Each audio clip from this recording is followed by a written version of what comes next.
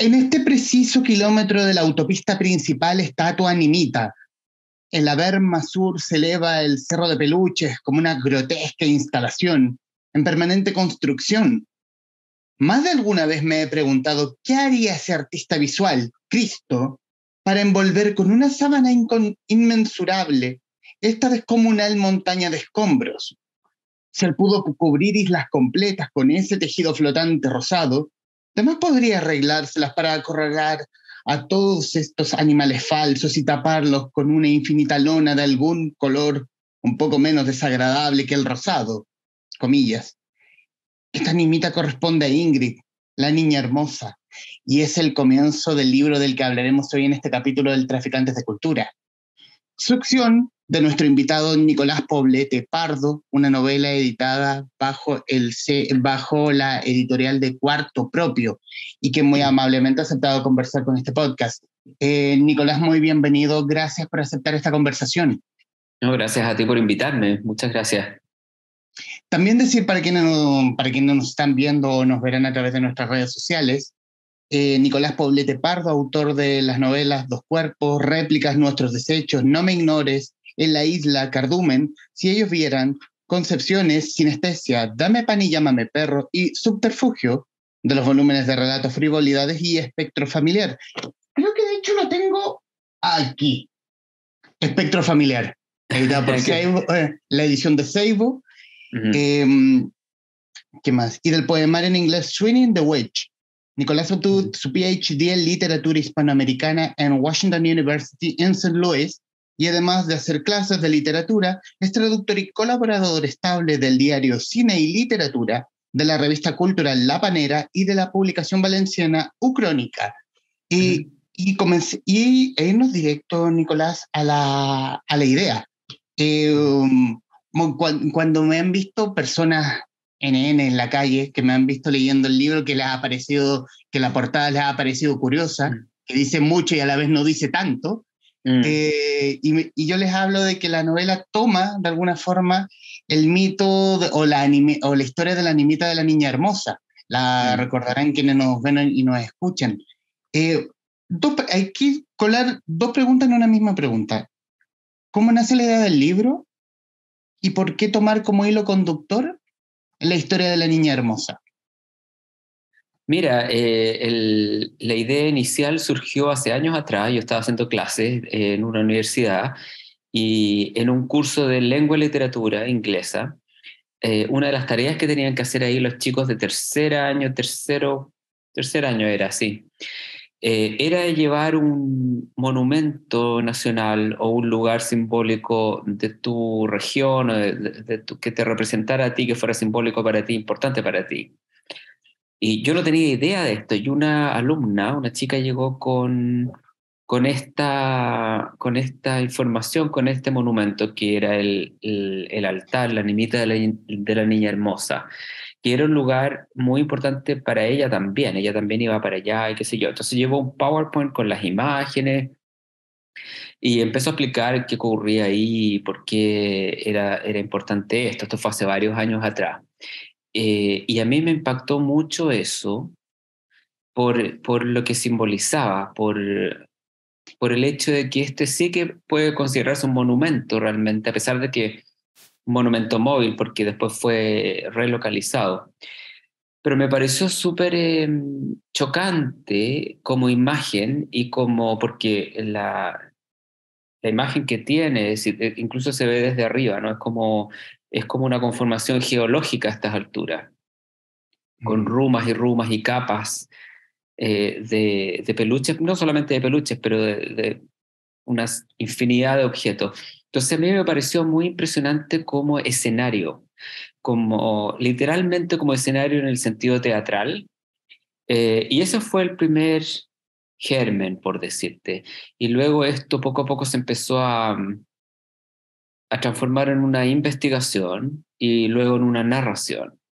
Entonces fue así como surgió. Y el porqué de la niña hermosa, yo creo que en nuestra cultura tenemos en nuestra idiosincrasia chilena tenemos una particular afinidad o devoción o tendencia a ese tipo de manifestaciones culturales.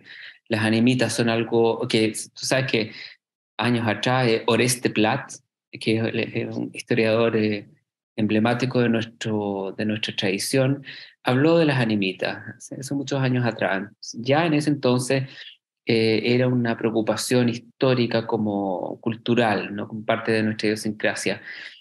Y yo creo que aunque hay otras manifestaciones de ese tipo en otras partes del mundo, animitas como en España, por ejemplo, sí que en Chile tenemos una cosa muy particular, muy idiosincrásica, un sello particular. La animita se erige generalmente cuando hay un accidente, cuando una persona muere prematuramente, o sea, una persona joven, o de manera violenta. Ambos casos son el que encarna la niña hermosa.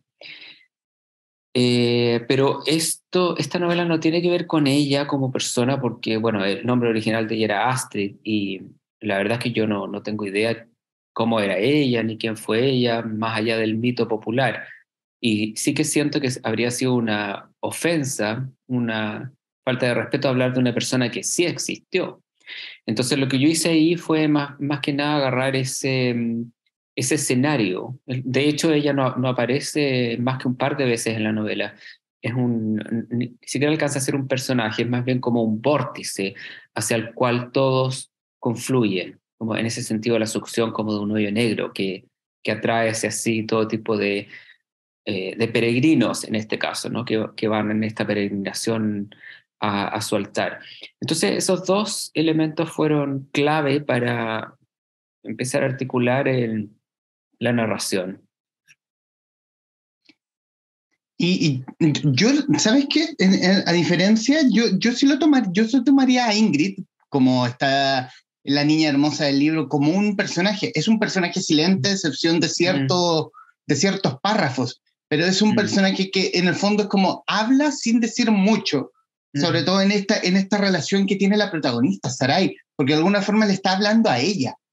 Sí, ella podría considerarse una larga carta de Sarai a ella, al ángel de la carretera, a la niña hermosa, pero esto tiene que ver con que ella, bueno, y de ahí el nombre, Succión, que es un nombre que yo elegí al final, porque durante mucho tiempo trabajé con el nombre de Usurpación, tenía en mente una serie de ideas, la idea de la usurpación que nosotros llevamos a cabo, que ejecutamos con respecto a otras personas, ¿no? O nosotros como víctimas de usurpación, que tiene que ver con el oportunismo y con apropiarse de causas que no son tu causa necesariamente, sino que subirse a un carro que quizás puede estar de moda en el momento o puede ser un trending topic. Eso es un poco la idea inicial, pero ella, claro que es un personaje en el sentido de que aunque ella esté ausente, todos gravitan en torno a su figura.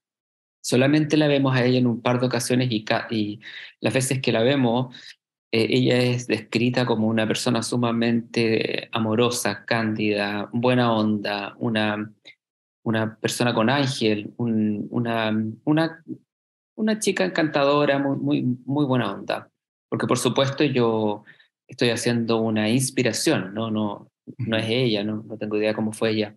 Solamente son las referencias que tenemos por sus imágenes que ponen ahí y por lo que la gente escribe, ¿no? Entonces hay una gran proyección de todos los peregrinos, de toda la gente que le escribe a ella, le pide favores, comenta que hacen manda, qué sé yo, expresan sus deseos, sus anhelos, hacia ella, que es bien interesante porque la relación que tú puedes desarrollar con alguien a quien nunca conociste y que no está ahí. Entonces, para mí es bien fascinante cómo uno se apropia de una deidad, en este caso una persona a la que se adjudica el milagro, sin siquiera tener ningún vínculo con esa deidad.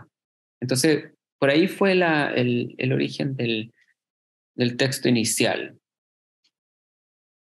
Ahí también hablas ahí en unos diálogos como que tomas unos extractos de estos favores que le colocan Mm, los peregrinos a la niña hermosa y es como, y ahí ves como cada uno lleva su fe.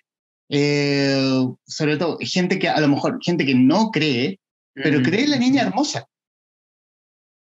Sí, mira, la verdad es que eso que tú apuntas es totalmente uno de los puntos focales de la novela, porque eh, está comprobado, o sea, esto es una realidad neurológica, que en todas las culturas hay algún tipo de religión y nuestro cerebro, tenemos un espacio psíquico que requiere esa necesidad, ¿no? Que debe ser llenada con alguna cosa. Entonces, por supuesto que ahí están las religiones tradicionales, como las que conocemos, donde hay gente que se adapta muy bien a eso y sigue digamos, los rituales y, digamos, se somete a todos sus preceptos.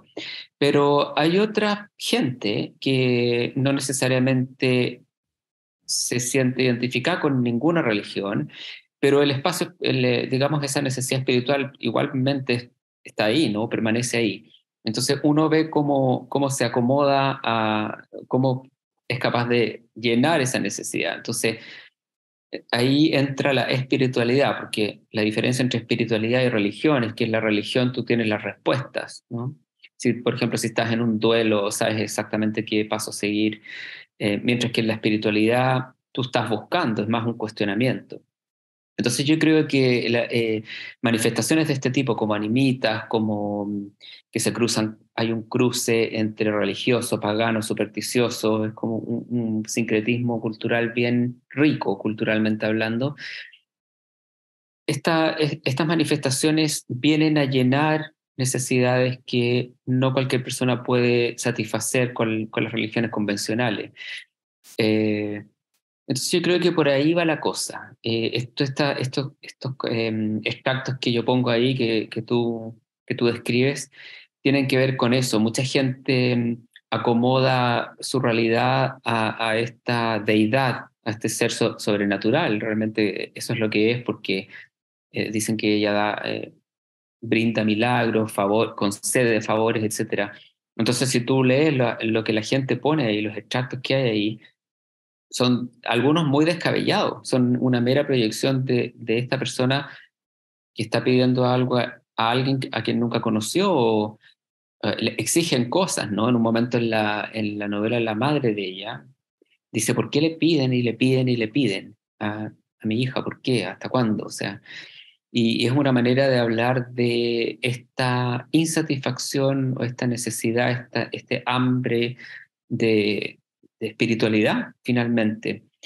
Entonces ella, claro, hay gente que dice, por ejemplo, necesitas un tratamiento médico, necesitas ayuda para tu negocio que está quebrando, necesitas pasar un examen en la universidad.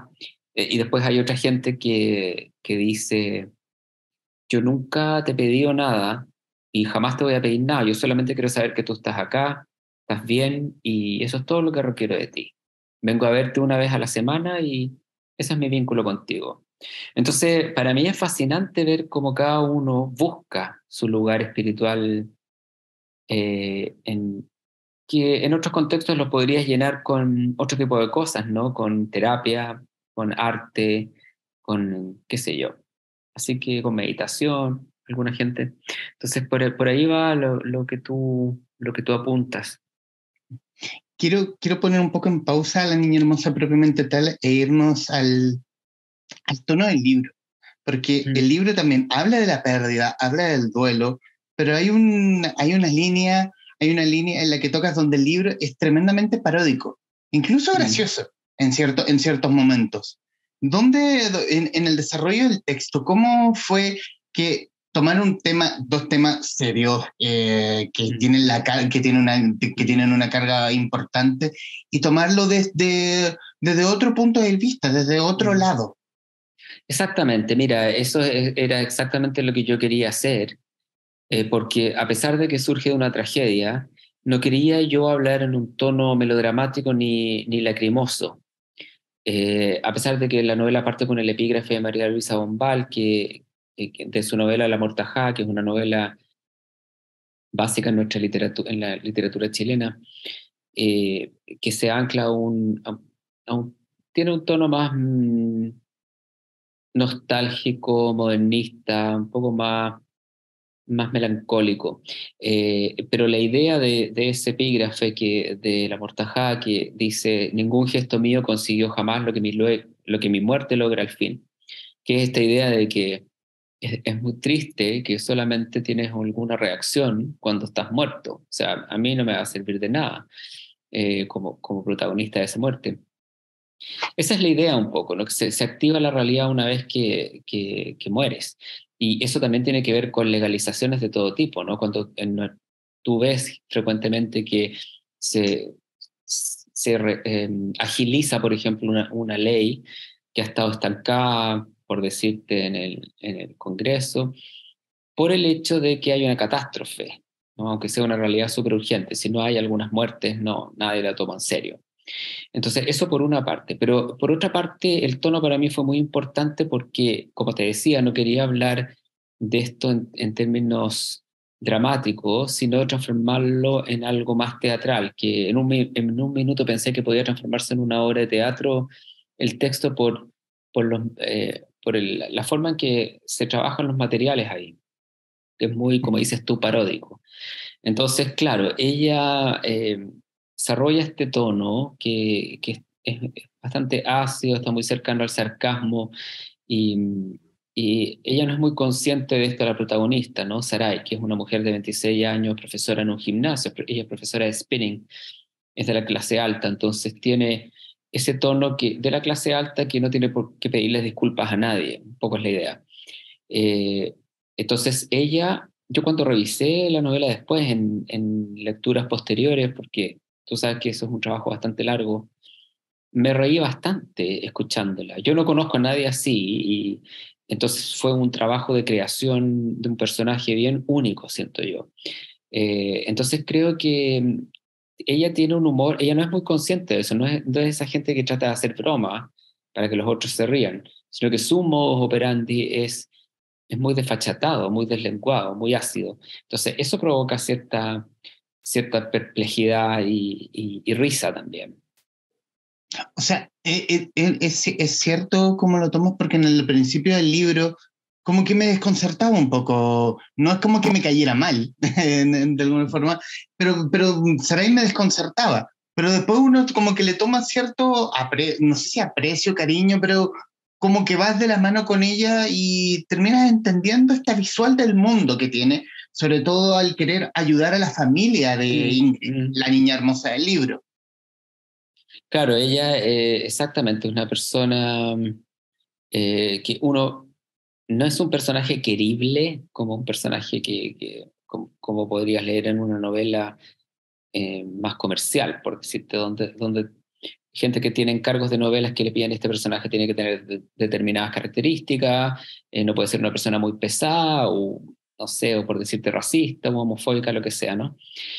Aquí no hay esa expectativa, pero ella finalmente es una persona bien desprejuiciada y va haciendo comentarios, va denunciando con su mera actitud, va denunciando prejuicios de raza, de clase, de género. Entonces, eso yo lo encontré bien interesante en ese personaje, pero cuando lo construí, este personaje, un poco es como cuando uno conoce a una persona y empiezas a escuchar a esta persona en profundidad, ¿no? Más allá de tu proyección hacia la persona, ¿no? Tratar de escuchar a la persona sola, en sí misma. Después tú verás si esa persona te cae bien o mal o quieres tener que ver con esa persona o no, ¿no? Pero si tú quieres realmente conocer a otra persona, tienes que escuchar. Entonces yo no estoy pensando en corregirla a ella, en decirle, oye, estos comentarios están súper fuera de contexto, este comentario es políticamente incorrecto, o este comentario, sabes que tus opiniones respecto a cierta gente son totalmente deleznables. No estoy pensando en eso, no estoy pensando en coartar ni corregir a esa persona, sino que estoy escuchando con mucha atención cómo se desenvuelve, cómo articula sus pensamientos, de dónde provienen sus prejuicios. Entonces, al final, una vez que entendí cómo era ella, la pude canalizar. Esto suena un poco esotérico, pero realmente es así. Entonces tú no le puedes poner trabas a una persona que es así, porque esa es su forma de observar la realidad. Estamos conversando con Nicolás Poblete Pardo, autor de Succión, una novela editada por Editorial Cuarto Propio. ¿Qué mal camino editorial, Nicolás? He estado, o sea, el trabajo básico de googleo, donde y uno lee como cierta historia, la historia escritural tuya, donde tú has hecho varias cosas con Cuarto Propio. Y esto es Sí. como una vuelta. ¿Cómo se da esa relación? Bueno, la verdad es que yo tengo mucha suerte de poder publicar ahí porque Marisol Vera, que es la editora, ha sido muy leal conmigo y muy respetuosa de, mis, de mis cosas, de mis escritos, que la mayoría de las veces no son ni comerciales ni muy populares tampoco. Entonces, el primer libro mío, que fue Dos Cuerpos, yo lo publiqué en el año 2001 con ella. Entonces, imagínate, nos conocemos hace más de 20 años y es una relación bien, no solamente larga, sino que profunda.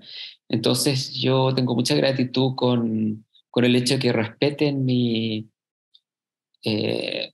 propuestas. No, en ese sentido, una editorial como Cuarto Propio es un lujo porque no están pensando en lo que te comentaba antes, ¿no? Cuando están pensando en, oye, este personaje no funciona o no es un personaje que vaya a tener buena recepción, por decirte, o como en editoriales transnacionales o más comerciales que te dicen, oye, este capítulo necesitas ampliarlo, o este personaje necesita sacarlo, este final no me gusta. Entonces no hay nada de eso aquí. Y la mayoría de mis libros los he sacado con ellos y luego con otras editoriales más chiquititas, un poco del perfil, como el que mostraste tú ahí, Ujú. Espectro Familiar, que son cuentos de terror, en Seibo, que también es una editorial independiente más pequeña, y en Furtiva, también otra editorial más chica. Entonces yo he circulado por editoriales chicas, eh, no muy comerciales y que tienen que sienten un respeto y tienen una apreciación por lo literario más que por lo mercantil. Entonces, para mí tengo suerte, o sea, esa es un poco mi apreciación final.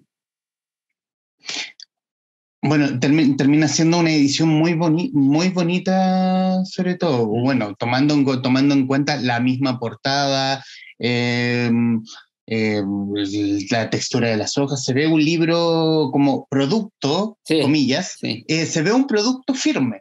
sí. Sabes que eso también importa, yo siento, Ujú. porque un libro es un objeto, o sea, al final por lo menos a mí me gusta leer en papel, ¿no? Tengo un Kindle, pero no lo uso casi nada. Entonces la sensación de un libro bien hecho, como dices tú, bien editado. Y la portada la hizo un artista cubano, Carlos Zamora, que es amigo mío hace años, y de hecho él me hizo una portada hace años atrás para un libro de cuentos, Frivolidades, también lo hizo él. Entonces cuando me junté con él el año pasado, le conté un poquitito el proyecto y yo tenía una idea. Pero él me escuchó un poco, pero no me pescó tanto, y hizo lo que él eh, le sugirió esta idea y la lectura del libro. Y llegó con esta idea que encontré que quedó súper bien. Tiene esa cosa media ominosa y un poco como de terror. Un peluche remite a muchas cosas, remite a la infancia, remite también a una infancia quizás perdida o una infancia tronchada. Un peluche también es terrorífico porque puede cobrar vida, ¿no? En algunos escenarios. Entonces me quedé muy contento con la portada y esa es otra gratitud que tengo yo con la editorial, que me permiten poner las imágenes, las portadas que yo quiero o el texto de contraportada que yo quiero, que no es algo común en las editoriales. Ellos te ponen lo que ellos quieren, etcétera. Quiero tomar algo que dijiste al principio respecto de este diálogo, donde hay un diálogo con la mamá en el libro, donde, ¿por qué le piden cosas a mi hija? respecto de Ingrid, como que le causaba esta curiosidad. Y de hecho, también quiero citar una parte, un diálogo de Ingrid respecto, que es de lo mismo, que esta construcción que hiciste de la niña hermosa. Y cito, está aquí, comillas, cito, perdón. Alguien me miró a los ojos y me dijo, oye, yo he estado allá, yo he estado más allá. Es precioso, ¿sí? Me gustaría quedarme, ¿entiendes?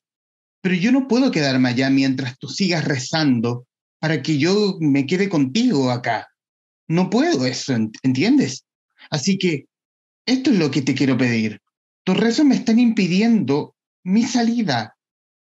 Así que te ruego, con absoluto cariño, no reces más por mí. Es interesante la construcción que hace de la niña hermosa como no queriendo ser lo que la fe popular, no ser lo que la fe popular la convirtió. Sí, sí. Mira, esa parte que tú leíste es una interpolación de un texto que desarrolla el padre de la protagonista, de Sarai. Que, bueno, Sarai, la protagonista, y su padre son gente con mucho dinero, son unos filántropos, entonces dedican parte de su patrimonio a causa, como en la que se embarca la protagonista, ¿no? Con esta gente. Ese es su vínculo con este drama. Pero entonces, en una de las cosas que hace el padre, está jubilado a los 60 años, no tiene que trabajar más, es bastante productivo, jovial y bueno, con mucho dinero. Y él siente interés por una serie de cosas. Entonces, pero es como esa gente de clase alta que se mete a talleres de manera diletante, ¿no? Me voy a meter a un taller de jazz, me voy a meter a un taller de macramé, me voy a meter a un taller de escultura, de pintura, lo que sea, ¿no? Y entre esas cosas se mete un taller literario. Y el texto que desarrolla para ese taller es esa parte que leíste tú. Entonces, para mí fue importante, y esa parte tiene un tono más dramático, tiene un tono claro, relata la situación de muerte cerebral.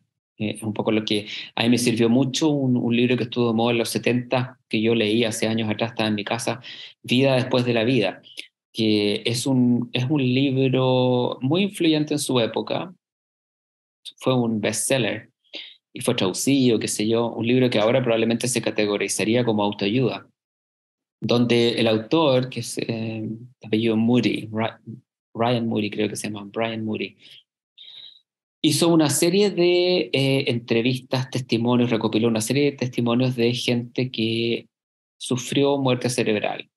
Y en nuestra cultura occidental, porque en otras culturas hay otros imaginarios, por ejemplo en Japón tienen la idea de las aguas y del bote. Tú cuando estás muriendo, tú cruzas en un bote un río o un lago. Pero en nuestra cultura occidental hay varios comunes denominadores, que es un poco lo que pone ahí él en su escrito. Por ejemplo, la luz al final de un túnel. Eso es algo que la mayoría de la gente comenta cuando está en esto. Otra cosa que comentan gente que está en esta situación es el repaso de imágenes que pasa, es como un recuento de tu vida que pasan imágenes como Polaroids, como fotografía. Y también, y esa es la parte que tú leíste, hay gente que se te aparece en esa situación. Gente que pueden ser conocidos tuyos, una abuelita, por decirte, pero también otras personas que han dejado cuentas pendientes y te tratan de meter un cacho a ti. Por ejemplo, te dicen, oye, ¿sabes qué? Vuelve, tú vuelve. Y vuelve porque no estás lista para venir, para dar el paso hacia esta dimensión. Vuelve y por favor te pido que te hagas cargo de mis hijos porque ellos necesitan hacer tales cosas, ¿no? Entonces, ese texto dentro de la novela, que es el texto que elabora él para el taller literario y que nunca termina, no le interesa mucho terminarlo, encuentra que no, como no, él mismo reconoce que no tiene muchos dedos para el piano y que en el fondo está en este taller como para participar nomás, sin mayor pasión y sin mayor talento.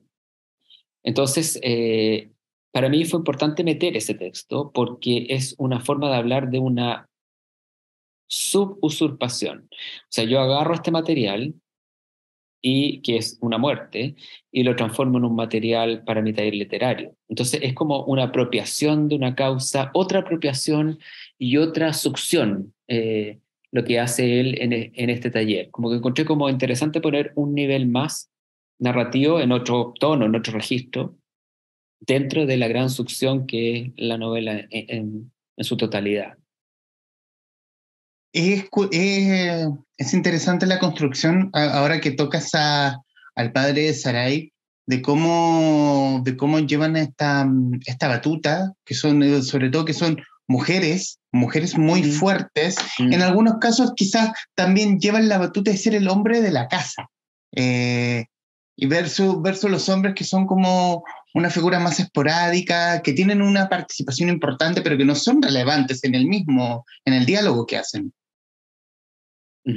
Mira, ella es una chica bien masculinizada y está rodeada de hombres.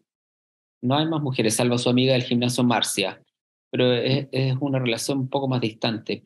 Ella, todos los hombres de los que está rodeada, son bastante femeninos todos. Su padre, el conviviente el que es el ex jardinero de la casa que ahora vive con ellos y que tiene una relación como bastante cercana con ellos.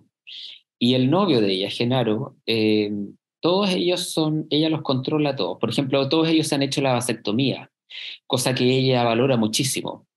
Eh, Otro detalle que comenta ella ahí es que su novio es circunciso, que es algo muy poco frecuente en hombres chilenos, comenta ella ahí. Y eso ella también lo valora mucho. Entonces, ella tiene un control sobre todos estos penes, por decírtelo en términos más psicoanalíticos, y está muy contenta de que esto sea así. Y nadie se lo cuestiona mucho. De hecho, ella no hay madre. Ella es la reina y la abeja reina, por decirte, porque nadie sabe cómo nació ella, no tuvo madre, solamente es producto de este padre, que está el vínculo entre ellos dos, que el padre incluso la llegó a amamantar a ella cuando era una guagua. Entonces es un universo bastante freak el que habita ella.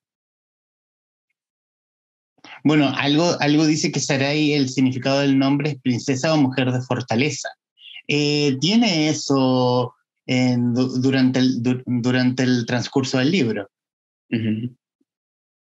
Sí, ella es bien fuerte, es bien empoderada, una persona empoderada, y también con los beneficios y los privilegios que ella tiene. Y también tiene algo muy implacable, ¿eh? Muy implacable ella.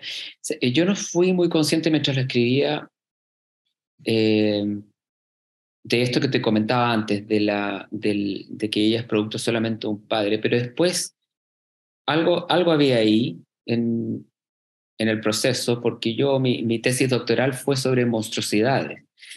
Y tú sabes que el monstruo ejemplar, uno de los monstruos más importantes, que fundacional y que promueve o provoca una serie de reediciones y relectura y resignificaciones, es Frankenstein, la novela Frankenstein, con el monstruo. Frankenstein es el doctor, el monstruo no tiene nombre.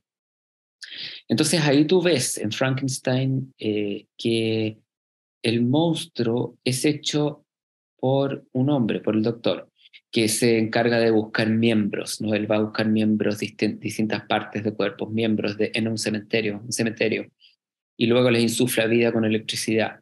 Pero si te fijas, es una producción, un hombre genera vida a otro hombre, no hay intervención femenina ahí. Entonces, eso es bien provocativo y es algo que también ocurre aquí. Él tiene a su hija sin intervención materna, no hay mujer. Entonces, ella en el fondo también puede ser leída como un tipo de monstruo, eh, la protagonista Sarai. Uh-huh. Claro. Nicolás, y en los minutos que nos quedan de esta grabación, y más bien hablar de sensaciones.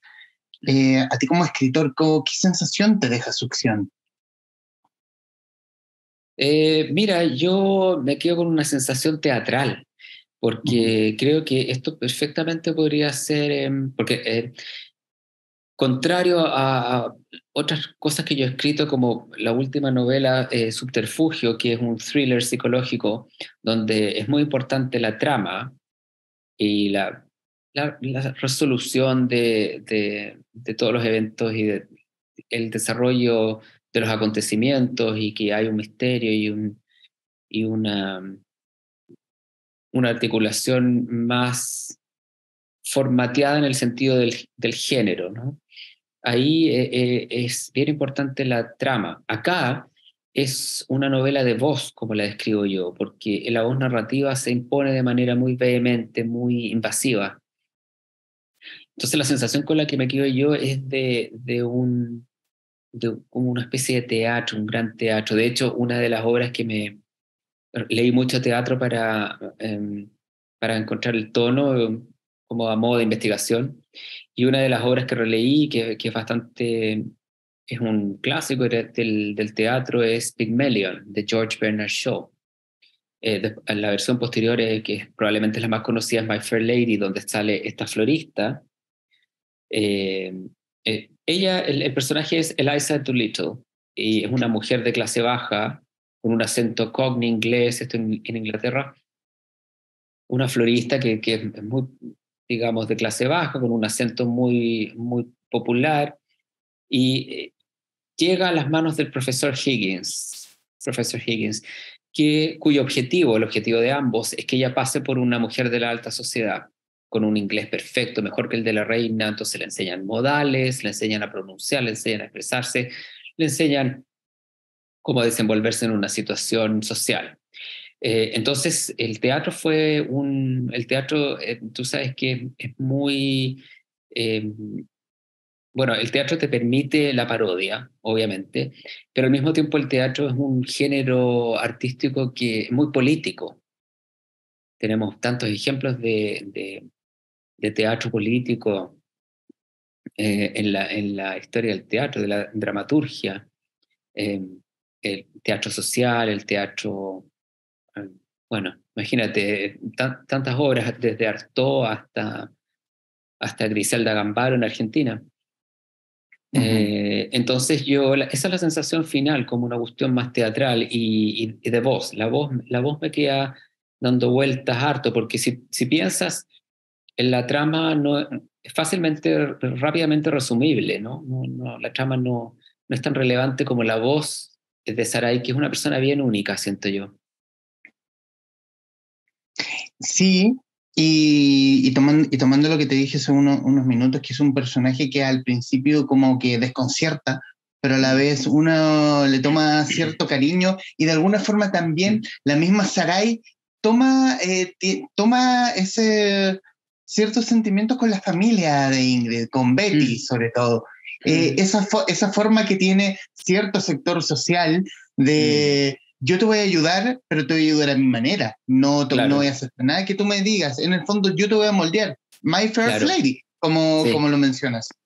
Sí, ella, claro, ellos tienen, tanto ella como su padre tienen esta noción o una conciencia social, que ellos son muy favorecidos y viven rodeados de gente muy desventajada, entonces tienen como esa tarea, se han propuesto esa tarea de ayudar a otros, como también la idea de que yo te voy a ayudar, como dices tú, te voy a ayudar, pero a mi manera, en mis términos. Entonces, en un momento, por ejemplo, porque toda la novela puede considerarse como una gran carta de Sarai a este fantasma, a la niña hermosa. En un momento dice, tu mamá está súper bien, estamos trabajando con tu mamá. Eh, Mira, tu mamá podría haber resultado ser una persona muy repugnante, muy asquerosa, así se expresa ella, y yo habría llevado a cabo igual mi trabajo, habría llevado a cabo igual mi compromiso. Pero no, tu mamá es una persona súper simpática, buena onda, me cae bien, así que estamos yéndonos por un tubo con tu mamá. Entonces es esa sensación de una persona honesta en esos términos, como muy pensamiento hablado y no tiene pudores en ese sentido, ¿no? Entonces yo creo que al final la sensación que queda es la de una voz narrativa muy peculiar, muy única. Nicolás Poblete, autor de sección, quiero agradecerte estos minutos para con los traficantes de cultura. Y esto, obviamente, estos minutos finales son tuyos para que diga lo que gustes respecto del libro o de lo que le nazca del corazón. Mira, yo estoy muy feliz con este libro porque Ujú. como conversamos antes, de partida yo me sentí muy libre, es como hablábamos antes, que tú no puedes ponerle trabas a alguien, y esa libertad de poder desarrollar un personaje en su totalidad, en varias dimensiones y discursivamente, con una proliferación, digamos, argumentativa en el caso de ella, fue un trabajo muy interesante para mí, interesante y también entretenido. Precisamente yo me sorprendí mucho con ella al conocerla. Y estoy muy feliz de que esto fue acogido también tanto por la editorial como bueno, hasta el momento, recién la lanzamos hace un par de semanas atrás, pero sí que ya se ha movido bastante y he tenido muy buenas, muy positivas reacciones de lectura. Así que estoy bastante conforme y feliz y también agradecido con la gente que ha leído como tú, con mucha atención y han dialogado con la novela, a través de cuestionamientos, preguntas como las que tú me has hecho. Bueno, ¿qué más poder agregar de lo ya dicho? Recomendarles Succión, una novela del autor Nicolás Poblete Pardo, nuestro invitado, quien fuera nuestro invitado en este capítulo del Traficantes de Cultura. Libro que lo pueden encontrar, que está disponible en librerías y también lo pueden adquirir a través de la web de Cuarto Propio, cuartopropio.com. Nicolás Poblete, autor de Succión, muchísimas gracias por aceptar esta conversación con los Traficantes de Cultura. Muchísimas gracias a ti por invitarme, por tus preguntas, por la lectura tan atenta y por el espacio. Lo agradezco muchísimo. Muchas gracias a ti y a quienes nos están viendo y escuchando. Gracias por estar ahí. Adiós. Adiós.